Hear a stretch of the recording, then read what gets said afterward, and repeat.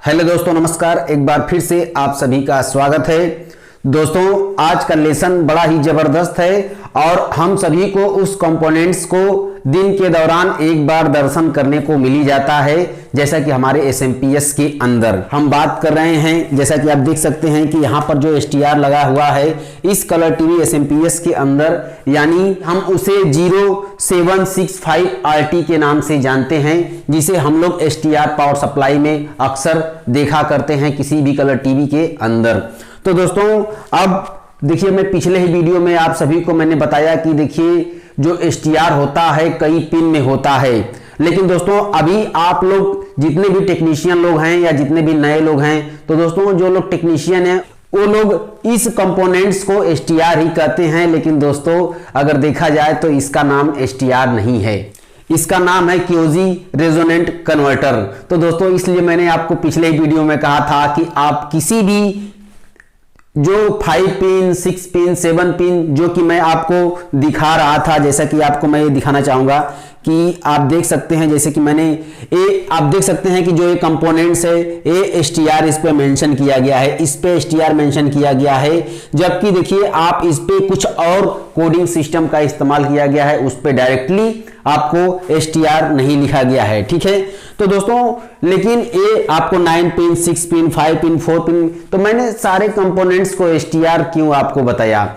क्योंकि दोस्तों सभी के जो कार्यक्रम है, जो इसके इंटरनल बनावट है लगभग सेम टू सेम है और same to same working system है, जिसके लिए हम लोग इसे एसटीआर कहते हैं। पावर सप्लाई के अंदर अगर कहीं भी 4 pin 5 pin 6 pin 7 pin 8 pin में अगर लगाया गया है तो ठीक है, या पावर आईसी के नाम से भी जानते हैं। तो इसलिए मैंने आपको कहा था दोस्तों कि आप इसके नाम पे आप मत जाइएगा, इसके नाम से हमें कोई लेना देना नहीं है, हमें उसके वर्किंग सिस्टम से लेना देना है, हमें उसके कार्यक्रम से लेना देना है। ठीक है, तो दोस्तों अभी आप समझ गए होंगे कि जिसकी आज हम लोग पढ़ाई करने वाले हैं, यानी कि जो हमारा एसटीआर जिसे हम लोग कहते हैं दोस्तों एसएमपीएस के अंदर, जिसका नंबर है FSCQ, ठीक है, 0765RT। ठीक है दोस्तों, हम लोग इस नाम से इसे जानते हैं, अक्सर हमें देखने को मिलता है।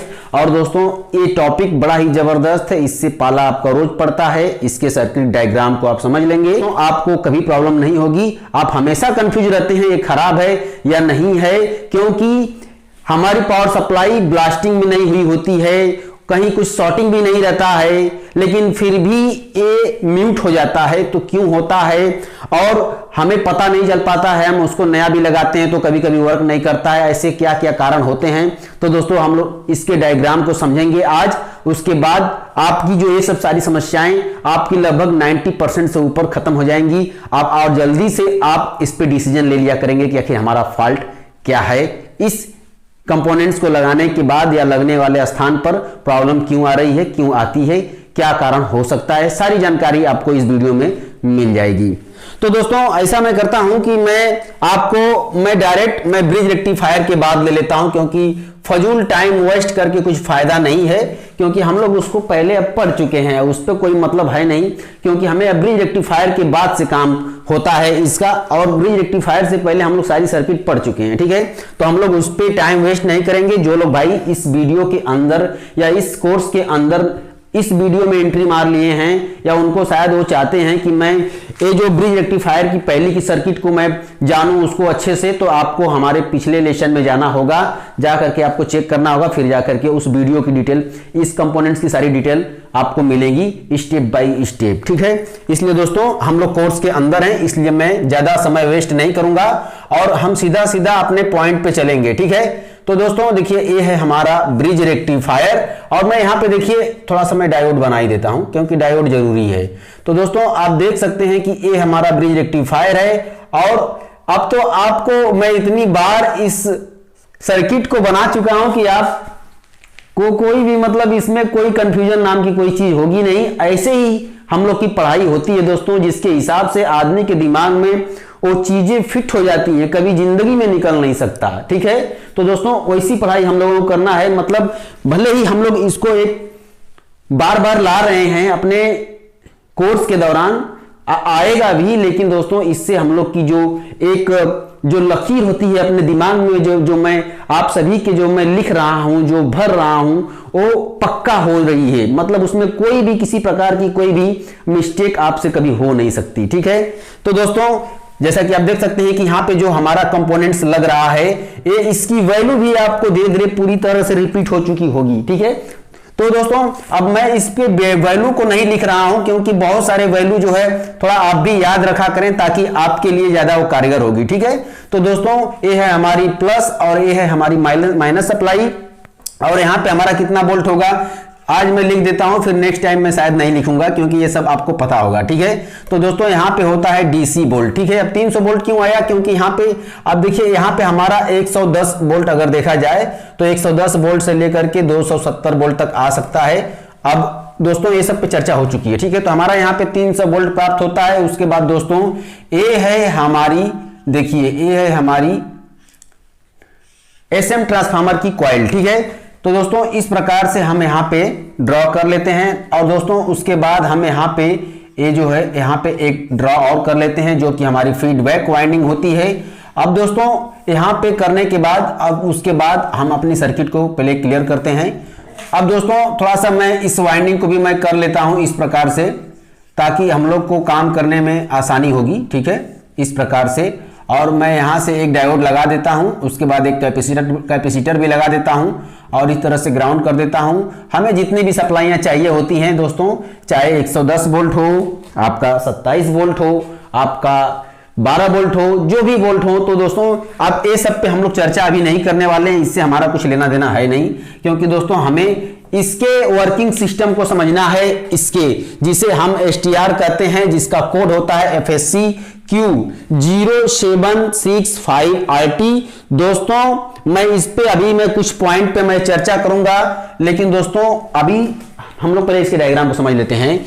तो यहाँ पे जो कोड है ये कुछ भी हो सकता है, अलग भी हो सकता है, लेकिन ये 0765RT जो रहता है दोस्तों, ये कॉमन कोड है, उसके हिसाब से एक कोड ए वही रहता है, मेन कोड ए होता है। ठीक है, आप देख सकते हैं मेन कोड ए होता है। तो दोस्तों जैसा कि आप देख सकते हैं कि इसके अंदर 5 पिन हैं। ठीक है, तो हमें 5 पिन बनाना होगा। तो सबसे पहले दोस्तों मैं एक इसको इस तरह से ड्रॉ कर लेता हूं। ठीक है, इस तरह से मैं ड्रॉ कर लेता हूं, और यहां पे जो हमारा जो एक पिन होता है, आपको मैंने पिछले ही वीडियो में बताया था हमने कि इसके एक जो पिन होते हैं ड्रेन। ठीक है, तो जो कि क्योंकि यहां से हमारी पॉजिटिव सप्लाई आ रही है, और दोस्तों यहां पे जो हमारा इस STR के अंदर जो कि एक मॉसफेट इस्तेमाल किया गया है। ठीक है, इसलिए हमारा जो ये पिन होता है ड्रेन होता है। ठीक है, अब दोस्तों इसके अंदर मैं एक पिन और बनाता हूं, जैसा कि आप देख सकते हैं, इसे हम VCC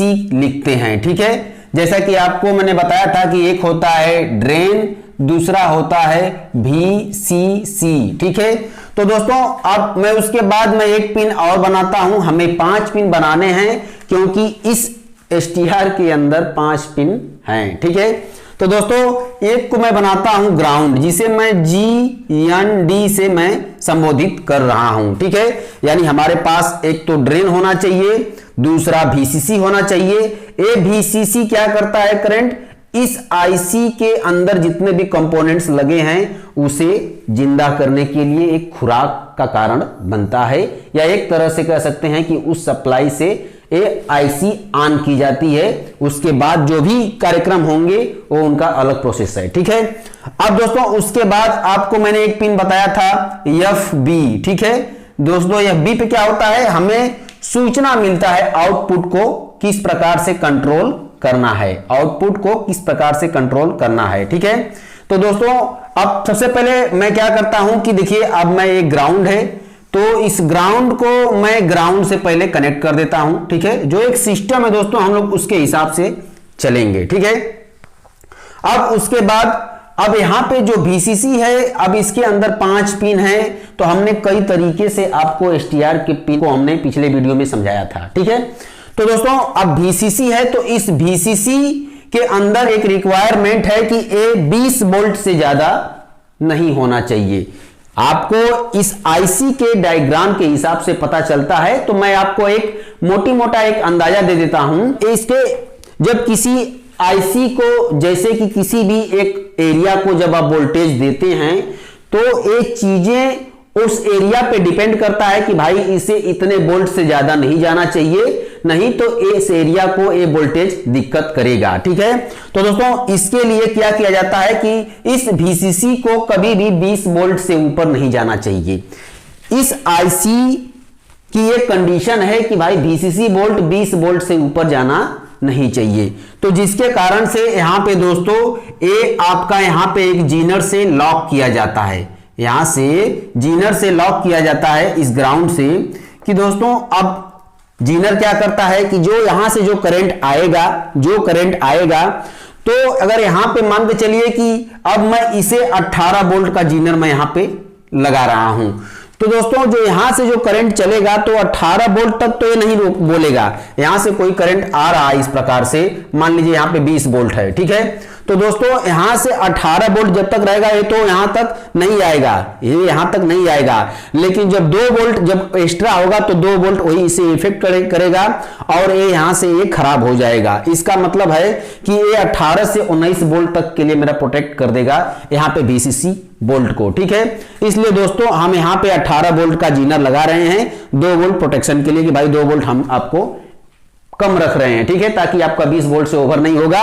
खराबी आएगी तो मात्र एक जीनर खराब होकर के हमारे पूरे इस डिवाइस को बचा लेगा। ठीक है, इस कारण से यहां पे जीनर 18 वोल्ट का लगाया जा रहा है और इसकी जो मैक्सिमम जो सहन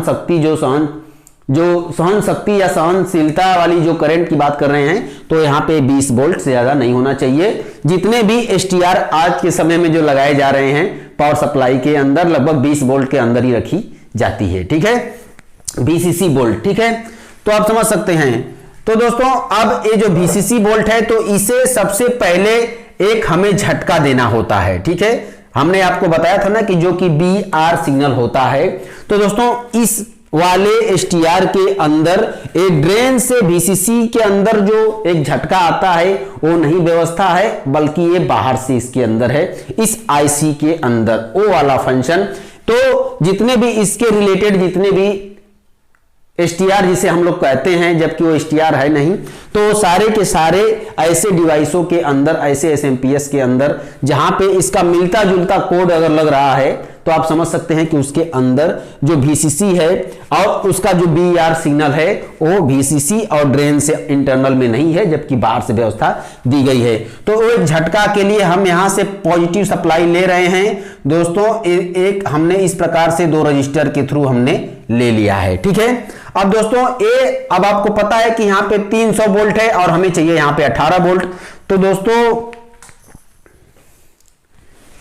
इसके लेवल में लाने के लिए हमें हाई वैल्यू का रजिस्टर लगाना पड़ता है। दोस्तों हम जो कि एक ट्रांजिस्टर पावर सप्लाई बेस्ड जब हमने जो पढ़ा था तो उसमें हमने आपको बताया था कि यहां पे 100 के या 220 के या जरूरत के हिसाब से 470 के भी लग सकता है। ठीक है, तो दोस्तों अब यहां पे मान के चलिए कि हमारा 220 के और 220 के का रजिस्टर हमारे पास लग रहा है। ठीक है, और हमारा यहां पे 18 वोल्ट का जीनर लग रहा है। अब दोस्तों हमारे देखिए ड्रेन पे कनेक्शन हो चुका है, VCC पे कनेक्शन हो चुका है 1 टाइम के लिए, क्योंकि अभी तो पावर सप्लाई ऑन तो होगी नहीं डायरेक्टली, क्योंकि हमें एक झटका चाहिए ऑन हो जाए, उसके बाद हम इस करंट से कंटिन्यू कर लेंगे इस IC को, क्योंकि हमारे पास यहां पे करंट आउटपुट नहीं हो सकता। हमारे पास अगर यहां से देखिए, अगर मैं सारे कनेक्शन कर भी देता हूं तो जब तक एक झटका नहीं आएगा, इसे खुराक नहीं मिलेगा, तब तक ये अपने आप से कैसे जीवित होगा, और जीवित होगा तभी तो सब कुछ मिलेगा। जैसे ही कुछ मिला तो हम उस करंट से कंटिन्यू कर लेंगे।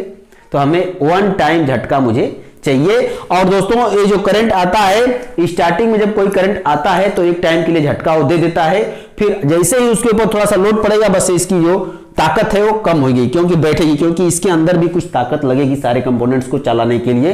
लेकिन 1 टाइम जैसे ही आएगा वैसे ही ये कंटिन्यू कर लेगा। ठीक है, तो जैसे ही इसके अंदर करंट दिए, ठीक है, जैसे ही इसके अंदर एक झटका आया, मान लीजिए हमने यहां से इन कर दिया है। ठीक है दोस्तों, हमने इन कर दिया है करंट। अब उसके बाद यहां पे AC से DC में कन्वर्ट हुआ, यहां पे फिल्टर हुआ, उसके बाद हमारा ग्राउंड से जुड़ गया है, हमारा ड्रेन भी जुड़ा हुआ है।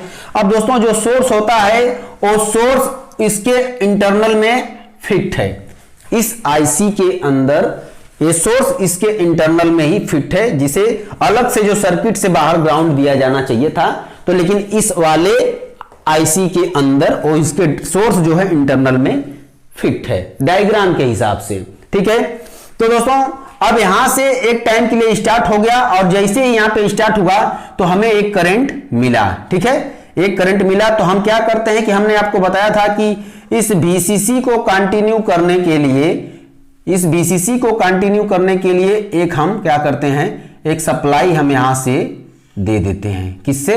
हम फीडबैक वाइंडिंग से हमें यहां पे करंट मिला। जैसे ही यहां पे ट्रिगर आया तो एक कुछ टाइम के लिए, कुछ क्षण के लिए ये स्टार्ट किया, वन टाइम के लिए, और जैसे ही जब किया तो उसके बाद करंट मिला। तो करंट जैसे यहां मिलेगा, यहां मिलेगा, तो वही चीजें यहां से अब इसको हम कंटिन्यू कर दिए। ठीक है, उसके बाद एक देगा करंट, ना देगा उससे मतलब नहीं, क्योंकि हमारा यहां पे कंटिन्यू हो रहा है। अब दोस्तों मैं इसे पहले ग्राउंड कर दूं। ठीक है, अब हमने ग्राउंड भी कर दिया। ठीक है, अब दोस्तों चूंकि ये एक डिवाइस है, यह एक अपने आप में आईसी है, तो इसलिए यहां पे जो भोजन मिल रहा है दोस्तों, हम लोग पावर सप्लाई के अंदर बहुत सारे लोग के मन में सवाल होगा कि जो ट्रांजिस्टर बेस्ड पावर सप्लाई होता है तो उस पावर सप्लाई के एरिया में आपको एक भी कैपेसिटर नहीं दिखेगा। दोस्तों मैं आपको यह दिखाना चाहूंगा कि आप देख सकते हैं कि ये हमारा पावर सप्लाई जो है, एक ट्रांजिस्टर बेस्ड पावर सप्लाई हम लोग डिजाइन किए हुए थे। ठीक है, ये पावर सप्लाई जो है ट्रांजिस्टर बेस्ड डिजाइन किए हुए थे। तो आप इसके इस एरिया में देख लीजिए, एक भी आपको इलेक्ट्रोलाइट कैपेसिटर नहीं मिलेगा। ठीक है, क्योंकि इसके अंदर कोई एक आईसी का प्रयोग नहीं किया जा रहा है, एक आईसी का प्रयोग नहीं किया जा रहा है। जो यहां पे फ्लक्चुएशन हो रहा है उसे कहीं किसी इलेक्ट्रोलाइट कैपेसिटर से स्टोर नहीं किया जा रहा है, नहीं तो उसके जो वहां पे जो सिग्नल घट रहे हैं, वोल्टेज बढ़ रहे हैं, वो पता नहीं चल पाता। और इलेक्ट्रोलाइट कैपेसिटर चार्ज करता है, तो जब वो चार्ज करता तो पता नहीं चल पाता वोल्टेज कम हो रहा है कि ज्यादा हो रहा है, जिसके कारण से इनका जो बैलेंस बिगड़ सकता था। लेकिन दोस्तों अब यहां पे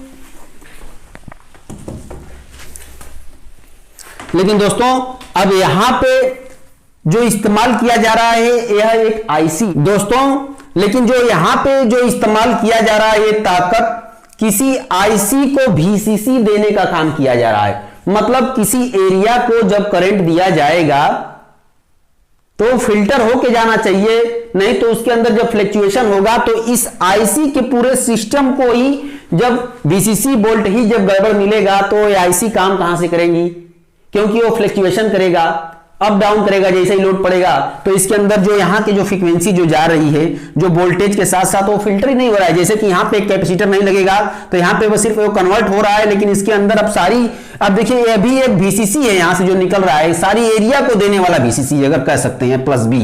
लेकिन दोस्तों अब ये जो है एक एरिया अपने आप में है, एक अपने आप में एक पूरा सिस्टम है, तो इसे जो खुराक मिलना चाहिए वो फ्लक्चुएशन नहीं होना चाहिए, क्योंकि ये अपने आप में एक आईसी है।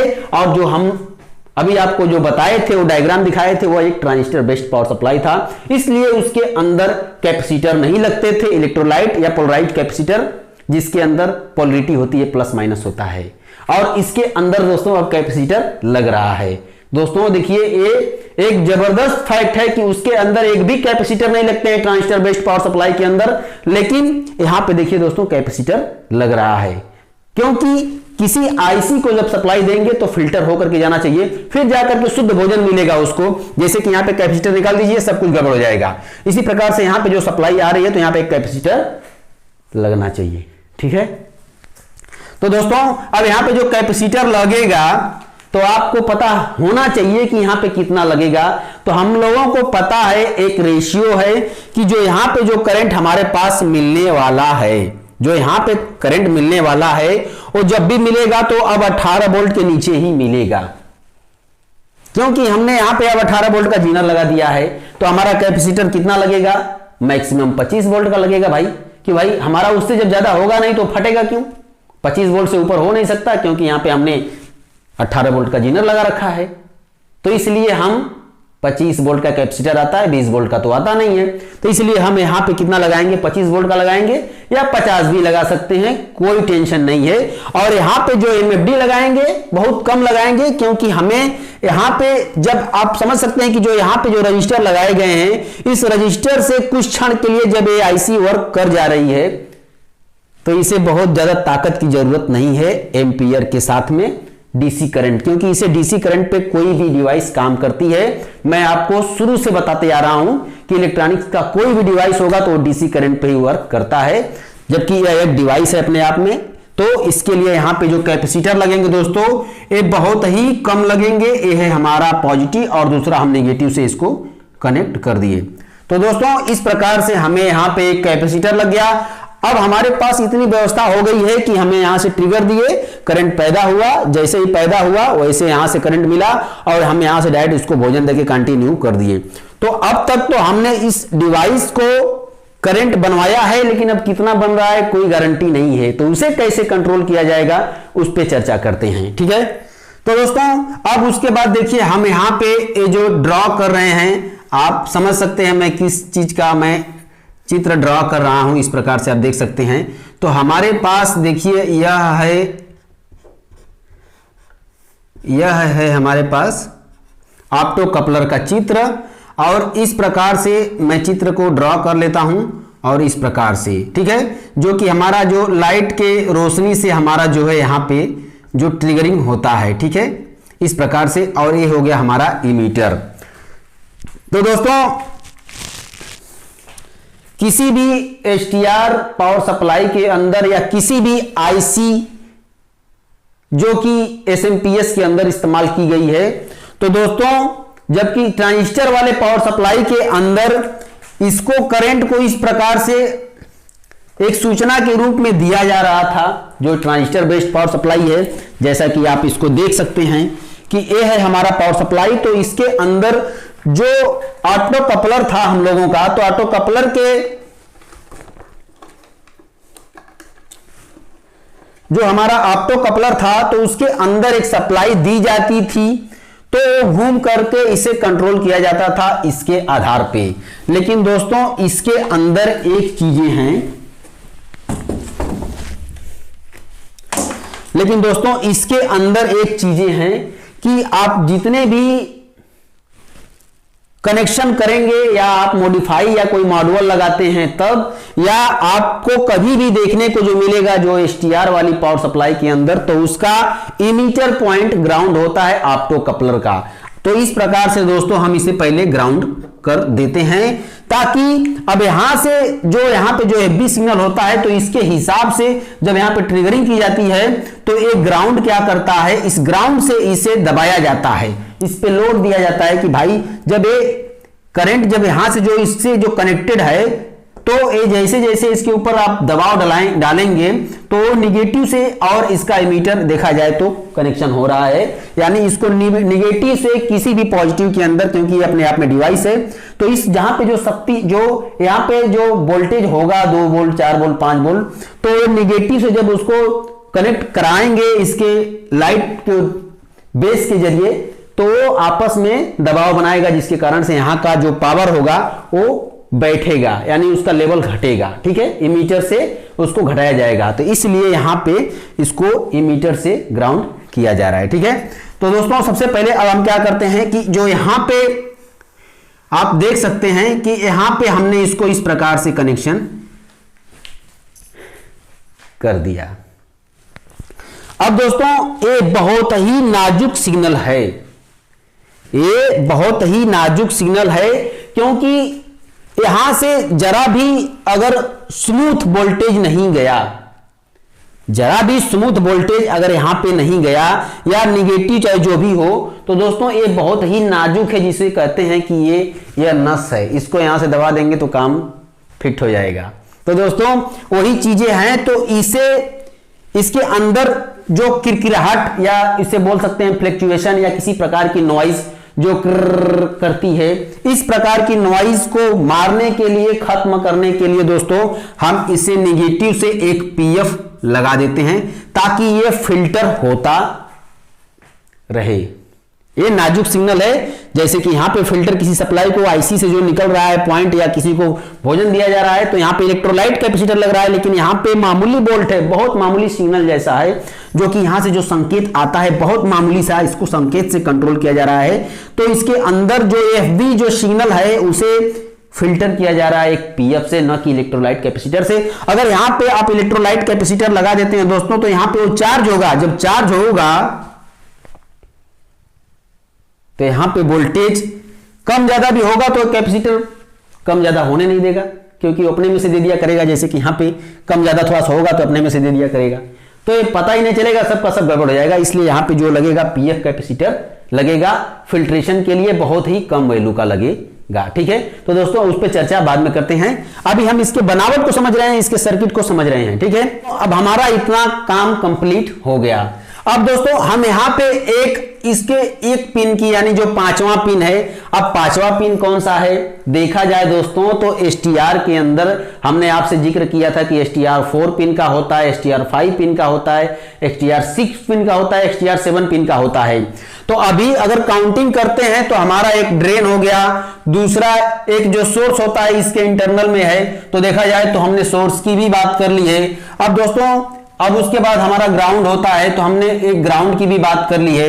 अब दोस्तों हमारे पास जो BR सिग्नल होता है उसकी भी बात कर दी है, हमने FB सिग्नल होता है दोस्तों, हमने उसकी भी बात कर दी है।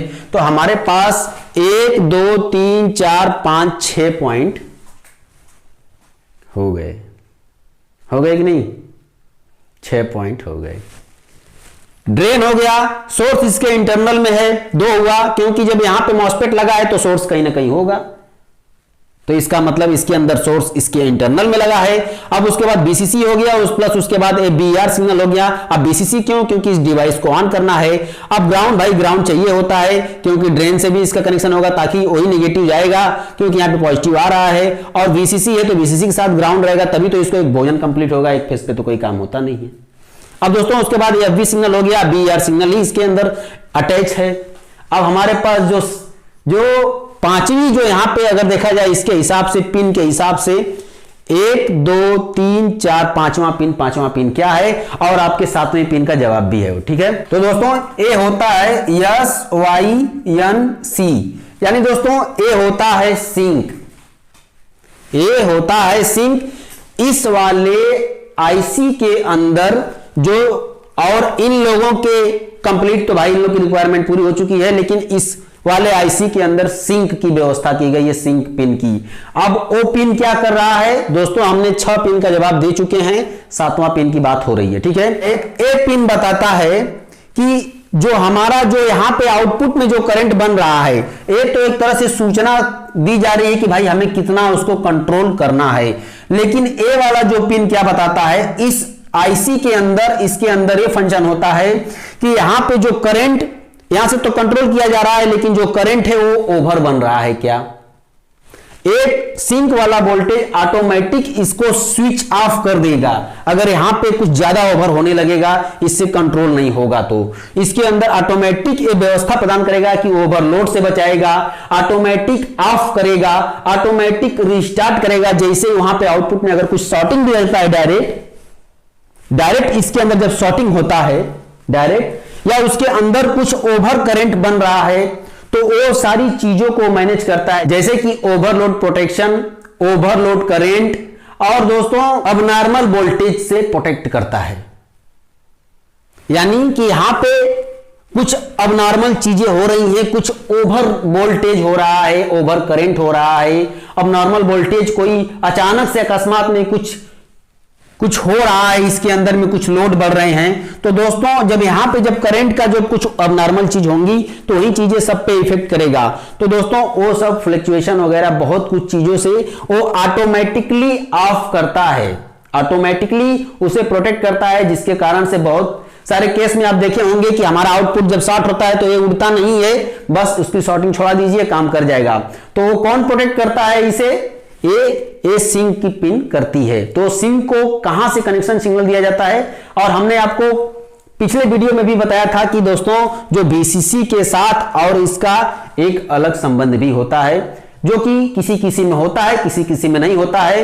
हालांकि ये एडवांस बनाई गई है, इसके लिए ऑटोमेटिक व्यवस्था इसके इंटरनल में बनाई गई है, ओवरलोड प्रोटेक्शन के लिए, ओवरलोड करंट के लिए, अब नॉर्मल वोल्टेज के लिए। तो इसलिए इसके अंदर सिंक की व्यवस्था, जो 7वां पिन अगर देखा जाए तो उसका काम किया गया है, जो कि वो 7वां पिन है लेकिन आपको दिखाई नहीं दे रहा है, आपको समझना पड़ रहा है इस आईसी के अंदर, क्योंकि यहां पे ड्रेन है तो सोर्स भी होगा, तो इसके इंटरनल में सोर्स है, वीसीसी है जो कि एक आईसी को स्टार्ट करेगा, उसके साथ बीआर सिग्नल है जो कि इसे एक झटका देगा, उसके बाद एफबी सिग्नल है जो ये बताएगा कि भाई यहां पे इतना चल रहा है। लेकिन जो ओवरलोड करंट है, ओवरलोड प्रोटेक्शन है या अब नॉर्मल वोल्टेज है, इन सब चीजों को मैनेज सिंक करेगा। ठीक है, तो दोस्तों इसका जो होता है यहां से एक डायोड के थ्रू, यहां पे एक डायोड के थ्रू दोस्तों जो है कि हमारा 4148 डायोड होता है, और हमें एक यहां से एक डायोड और लगाया जाता है।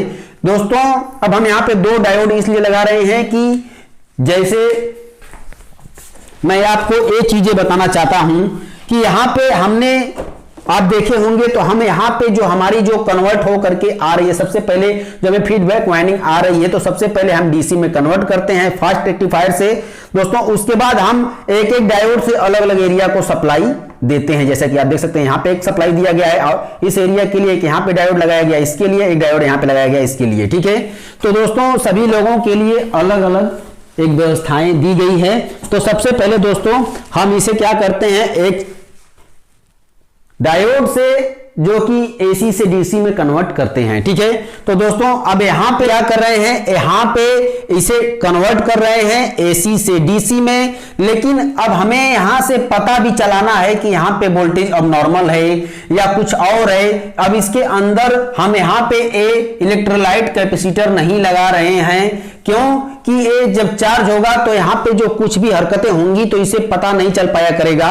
इसलिए दोस्तों हम यहां पे जो एक कैपेसिटर लगा रहे हैं, ये यहां पे लगा रहे हैं पीएफ कैपेसिटर, जो कि सिर्फ इसको एक फिल्ट्रेशन के पर्पस से लगाया गया है, न कि करंट को चार्ज किए जाना है। ठीक है, अब दोस्तों अब उसके बाद यहां पे अगर देखेंगे तो हम यहां पे 4148 लगा रहे हैं। दोस्तों 4148 एक सिग्नल डायोड होता है जो आप देखे होंगे, जिसे लोग जीनर डायोड के नाम से जानते हैं, लेकिन वो जीनर डायोड नहीं होता है दोस्तों, वो सिग्नल डायोड होता है, वो फास्ट, जो कि यहां पे अगर यहां पे 2-4 वोल्ट भी रहता है तो फटाक से उसको क्रॉस कर देगा। जबकि दोस्तों डायोड का एक मैंने आपको एक वीडियो बराबर बना के दिखाया है, तो संपूर्ण जानकारी दी है कि डायोड को किस जगह पे कौन सा डायोड लगना चाहिए। ऐसा नहीं कि आप यहां पे फास्ट रेक्टिफायर लगा देंगे तो जब तक वो 50 वोल्ट के ऊपर नहीं जाएगा वो हिलेगा ही नहीं, अच्छे से क्रॉस ही नहीं करेगा करंट, क्योंकि भाई अब उसके लिए उसको फास्ट पे बनाया गया है तो उसको ज्यादा करंट की आवश्यकता है, लो सिग्नल के लिए बनाया गया है, हाई सिग्नल के लिए बनाया गया है। बहुत सारे लोग अलग अलग तरीके के कमेंट करते हैं दोस्तों, मैं सभी लोग का जवाब नहीं दे पाऊंगा, क्योंकि देखिए दोस्तों आप उसके लिए वीडियो को देखें, माने नहीं मानते हैं तो दोस्तों आप कहीं और जाकर के उसको रिसर्च करके साबित करें, अपने आप से सवाल का जवाब ढूंढें। अगर आपको नहीं लगता है कि नहीं डायोड का एक अलग अलग सिस्टम होता है, अलग अलग जगह पे अलग अलग डायोड लगते हैं, आपको लगता है आप लगाइए, मैं क्या कर सकता हूं। लेकिन बात यह है कि भाई जो हम समझा रहे हैं तो उसके पीछे कुछ रीजन, उसके कुछ कारण है। ठीक है, ऐसा नहीं कि किसी जगह कौन सा भी डायोड लगा दें। ठीक है, तो दोस्तों यहां पे 4148 लग रहा है, जबकि यहां पे एसी से डीसी में कन्वर्ट किया जा रहा है। तो और यहां पे इलेक्ट्रोलाइट कैपेसिटर नहीं लग रहा है, पोलराइज कैपेसिटर नहीं लग रहा है, क्योंकि यहां पे चार्ज नहीं करना है, नहीं तो यहां पे जब चार्ज होने लगेगा तो पता नहीं चलेगा इससे कि क्या यहां पे चल रहा है। इसलिए भाई एक फिल्ट्रेशन के लिए हमने एक पीएफ कैपेसिटर का जुगाड़ कर दिया है। अब दोस्तों यहां पे अब हम 4148 से इसको एक कनेक्शन दे रहे हैं, और दोस्तों जो यहां पे जो सिंकिंग आ रही है तो अब यहां पे भी कुछ न कुछ नॉइज पैदा होगी, जैसे कि अब यहां पे भी नॉइज हो रही है देखा जाए तो, लेकिन ये बहुत ही मामूली सा है। इसके लिए दोस्तों हम यहां पे रजिस्टर लगा करके इसके नॉइज को नहीं मार रहे हैं, क्योंकि ये बहुत ही नाजुक है। तो दोस्तों तो इसके अंदर थोड़े करंट का दबाव भी आना है, थोड़े करंट का दबाव भी आना है। इसलिए दोस्तों हम इसके नॉइज को एक रजिस्टर से इस प्रकार से ग्राउंड कर देते हैं, ताकि हमारी, और नॉइज आपको पता है कि आपको लगभग 10 के आसपास रखी जाती है। ठीक है, तो इस प्रकार से हमारी नॉइज भी हो जाती है, ताकि यहां पे जो आएंगे तो वो इसका एक, मुझे एक यहां से एक ताकत की जो एक भनक जानी है, न कि इसके अंदर कुछ फ्लक्चुएशन जाना है, क्योंकि नॉइज भी कुछ पैदा होती रहती है, तो जिसके लिए यहां पे एक रजिस्टर से नॉइज को मारा जा रहा है, यहां पे हल्का सा फिल्टर किया जा रहा है। अब दोस्तों इसके बीच में अगर आप चाहते हैं तो कोई एक रजिस्टर भी लगा सकते हैं, थोड़ा मोटा छोटा मोटा अगर देखा जाए तो प्रोटेक्शन के लिए, तो वो अलग की बातें हैं। तो अब आपको समझ में आ गया होगा कि इसकी बनावट किस प्रकार से वर्क कर रही है। अब दोस्तों अगर आप इसके वेरिएबल सेक्शन को जानना चाहते हैं तो मैं उसको भी अभी ड्रॉ कर देता हूं। तो दोस्तों ये जो हमारी जो वोल्टेज है, मान लीजिए हमारी 110 वोल्ट है, ठीक है। तो इस प्रकार से दोस्तों हमारे पास जो आ रही है ये जो सप्लाई, तो इसे सूचना देना है, तो इस प्रकार से हम क्या करते हैं, इसे कनेक्शन कर देते हैं। लेकिन इसके अंदर अब यहां पे हम कम से कम दोस्तों अब इस एलईडी को ग्लो कराना है, हमारे पास 110 वोल्ट है।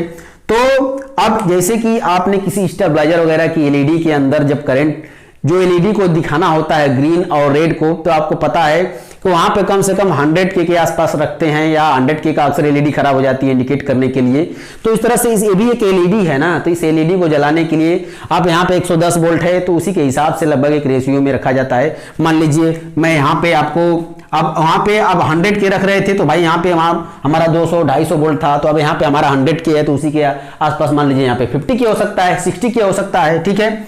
तो दोस्तों मान लीजिए मैं यहाँ पे 50 के रख रहा हूं रजिस्टर। अब दोस्तों इसे एक नॉइज दिया जा रहा है, ठीक है, यहाँ पे 10 के का आपको हमने पढ़ाया है, इसलिए दोस्तों मैं इसे शॉर्टकट में पढ़ा रहा हूं ताकि आपको वही सर्किट फिर से आपके दिमाग में फिट हो जाए, ठीक है। अब दोस्तों अब उसके बाद यहाँ पे आप देख सकते हैं, तो अब यहाँ पे जो आ रहा है इस प्रकार से एक ट्रांजिस्टर के थ्रू, आप एक ट्रांजिस्टर के थ्रू देख रहे हैं, तो यहाँ पे एक जीनर लगाते हैं हम लोग जो कि 6.2 वोल्ट का होता है। और दोस्तों जीनर क्यों लगाते हैं, क्योंकि ये 0 वोल्ट से थोड़ा सा हम ऊपर 5-6 वोल्ट ऊपर आ जाते हैं, ताकि हमारी एलईडी कभी खराब ना हो, यानी ऑप्टो कपलर खराब ना हो, ठीक है।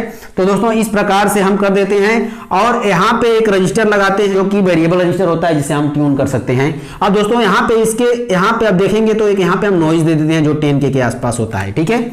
नॉइज तो देना है क्योंकि इसके बेस पे नॉइज भी जाना है, और यहाँ पे हमें एक रजिस्टर भी लगाना है। और दोस्तों अब यहाँ पे इसके बेस पे एक ताकत भी आनी चाहिए, तो एक यहाँ पे हम रजिस्टर भी लगा देते हैं जो कि मान के चलिए कि यहाँ पे 150 के का होना चाहिए, क्योंकि यहाँ पे 110 वोल्ट आ रहा है। तो इसे ट्रिगर करने के लिए एक बहुत मामूली करंट होना चाहिए, जिसके बाद यहाँ पे अब देखिए 2K का मैं यहाँ पे वेरिएबल रजिस्टर लगा रहा हूँ। यहाँ पे जो बेस पे सिग्नल आने चाहिए थे जो कि 150 के से में दे रहा हूँ, 10 के से में नॉइज दे रहा हूँ, और यहाँ पे जीनर जो है मैं 6.2 का लगा रहा हूं, यहां से लगा सकते हैं इस तरह से, ठीक है, जो कि इसके कलेक्टर पे फिल्टर होने के लिए।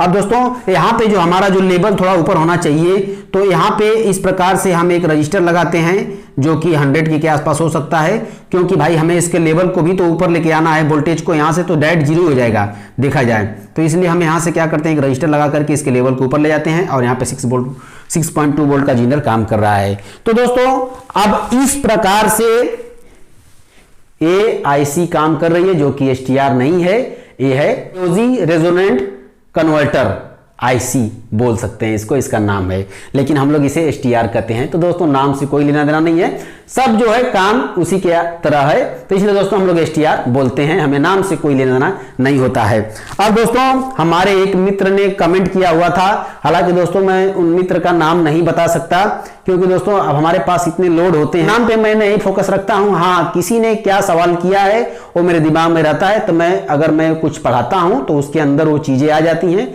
तो मैं उस पर चर्चा कर दिया करता हूं।